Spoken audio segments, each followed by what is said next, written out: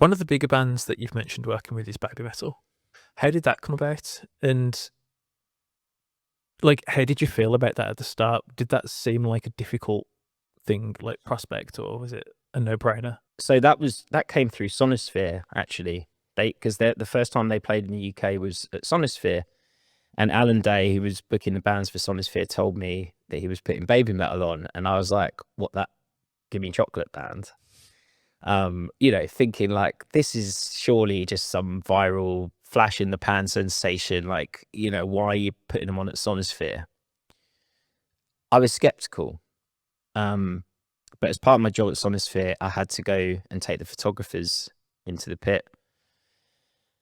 And it took about 15 seconds before I was like, oh my God, this band is fucking awesome. Like, this is a serious metal band. And I've never seen anything like this before. Like, it was fronted by 3 teenage girls who were basically singing J-pop over fierce metal. I was like, no, this is great. I have to do this band. And they were playing on the Monday after Sonosphere. They had a gig at the Forum. And so I asked Alan if he could sort me out and put me on the list. And I'd met them at the festival. So I said, like, hey, I'd love to talk to you more about, working together and doing your press. And I did. And that was like, oh my God, how long ago was that? Like 12 years ago, more. But I've been working with them ever since. So was that 5B that? No, that was before they were involved. There was no, there was only Japanese management at the time. Oh, wow. Yeah. That's wild, man. And you stick with them the whole time. Yeah. So, or they've stuck with me. We've stuck together all this time. Yeah. So you've done the recent one with Callboy. Yes. Was there much more involved in that than usual? I mean, Callboy is another one that we've worked on and off with them actually over the years, but like we worked with Eskimo Callboy, and I remember, trying to get people to the Underworld on a Sunday night or whatever it was, and I think there was like, I don't know, I don't even know if there was 100 people there, or maybe just over that, and I think I had one person on the guest list. Shout out Sophie K. Yeah, and that was I think 10 years ago, and see what's happened with that band. I mean, it's incredible.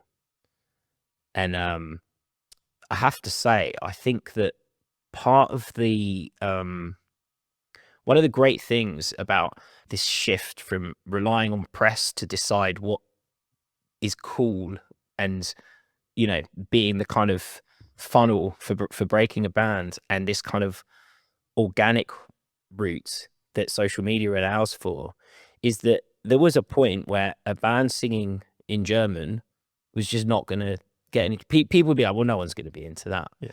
But actually they're wrong, because people, I think music fans want authenticity, and if you're from Germany and you're singing in German, well, that's authentic. Yeah.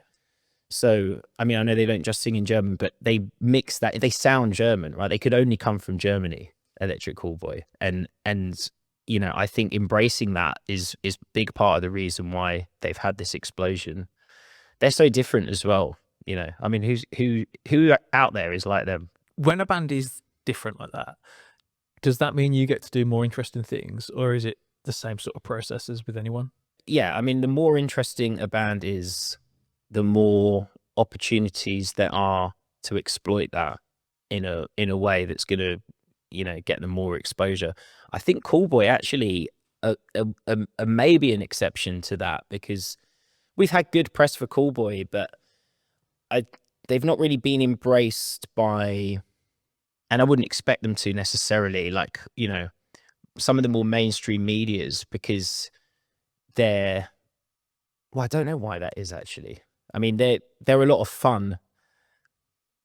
They're more about what they offer, like on stage is where it's happening with Callboy. They're not really revealing lots about their personalities or like telling an interesting story from that point of view. They're just giving everybody a great fucking time. But then you have bands that like have some other stuff woven into their music that you can dive into. So like we work with Sabaton, who are obsessed with history, and all their albums are about different periods in history, mostly military focused. And that's allowed for loads of opportunities to put a metal band in places where you just wouldn't expect to see them. You know, I mean, we've had like the Guardian and the Times and the Telegraph, all manner of history publications, Associated Press, ITV, like loads of places where you just wouldn't really expect a traditional metal band to be embraced by, because of the interesting stuff that they do around their music. Like, you know, they've done events at museums and made a movie about World War One and that kind of stuff. Or you got a band like Ice Nine Kills, who, you know, they basically like recreating horror movies incredibly well with each of their music videos. And then they just did a convention in December. I mean, who does that? You know, like, all right, yeah, we're going to do our own horror convention. They did one. They've been doing it for 4 years in America now. I went to the one in Boston in September, and I just could not believe how big it was. Was it massive? It was huge. They had 12,000 people through the turnstiles. It was like a whole convention center. That's like bigger than one of their shows. Yeah, it was all, yeah. It felt like the convention was, you know, it was like a proper Comic-Con type event. I'm sure most of the people there were there for Ice Nine Kills, but I'm also sure there was a load of people that were just like, oh, this is a cool event, you know. And they had Danny Trejo was there, Matthew Lillard, Rose McGowan, Doug Bradley. There were just, you know, loads of these like horror icons, stalls and stands and panels, and it was incredible. That's wild, man. That's really cool. It's wild. But, you know, when a band it does that kind of world building and has other stuff going on, it does make them, you know, it does allow for other PR opportunities that you might not get just because a band is big. Yeah. Did you work PR on the convention over here? Yeah, it was great. It was a lot smaller than the one in America, because it was the first year. I think they kind of wanted to test the waters.